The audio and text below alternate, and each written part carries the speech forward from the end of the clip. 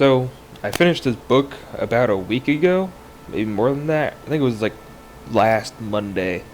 I decided to stay up all that morning and just power through this book. I think I might have gotten like an hour of sleep. Probably not, honestly. Maybe I didn't sleep at all. But might have missed class. It was worth it. Maybe not exactly all that worth it, but I liked it. It was a really good book. So, I'm doing this vlog over part of making my midterm project. I decided to go with the whole Minecraft thing. Minecraft diorama. So, yeah. I decided maybe like the most appropriate thing to make for this project would be the battle school. Because that's where more than half the book takes place. So, makes sense. Though I could probably also make like the Giants game. Maybe I could make, I don't know, a lot of things. Maybe like this hometown or something. But that's for another time. I'll decide eventually. So, for the book as a whole though, I loved it. Not necessarily because it's relatable, because I haven't exactly killed 2 people or led a whole army to destroy a species. But I thought it was an interesting take on the real world. Kind of like a what-if scenario. Like, what if an alien species came to Earth and decided, hey, I'm going to destroy half of your population. And possibly make it go extinct. Hey. Well, I mean, we would probably fight back. And if we were able to defend against it, I don't know if we would recruit kids to learn how to command a fleet and basically give up their childhood to learn how to fight. I feel like a lot of people would have a bit of strife against that. So, yeah. It'd be an interesting scenario. I also thought it was a really good story because Ender had to basically claw his way through Graf's games. Not necessarily to the top because he was always on the top, always. But like Graf's games are what really challenged him and what made the story interesting. Not necessarily because he won, because you kind of expect him to win all the time because he's a main character. It's what main characters do.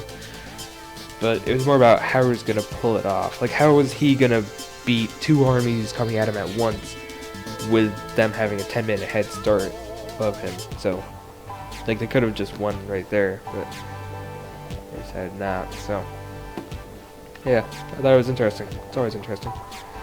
Then there's also the side plot with Valentine and Peter, where, like, I liked how their relationship evolved from abuse and fear to teamwork and needing each other. Like, Valentine needed Peter to tell her how to be that guy, and Peter needed Valentine to be that guy so that he could, become their leader of the world. High hopes for that kid. He dreamed big and he made it. It's a really success story. I like it. And also in the end, because of that situation, it was basically the Wiggin family ruling everybody. So, like Peter's got the world, or Earth at least, and Ender and Valentine have the colony. So, yeah, it was pretty cool. And I thought it was really well done as well because there was a lot of foreshadowing.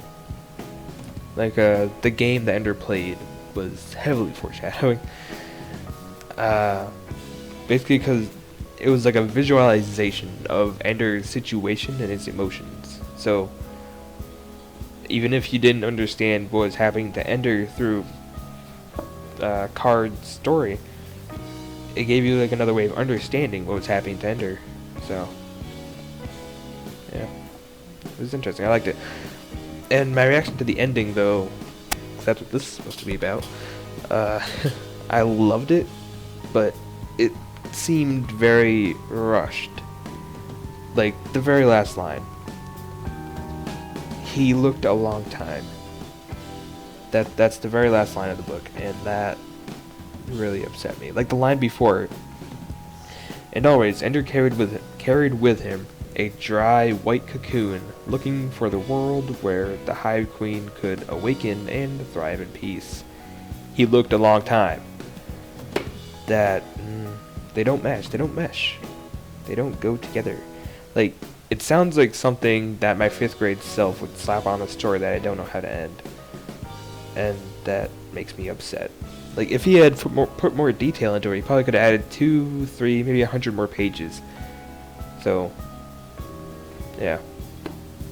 Though, that lack of detail he put into it kind of makes me want to read the sequel. So, if that was intentional, nice marketing strategy, Mr. Scott Card.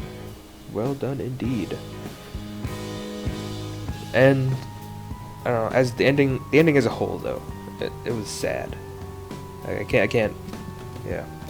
He speaks to the last queen, connects with it, feels its pain and its understanding of Ender, and I almost brought a tear to my eye. And be completely honest though, when he pulled away the sheet metal, I expected a swarm of starving buggers in a pit, just like in the Giants game, that he would have to take care of.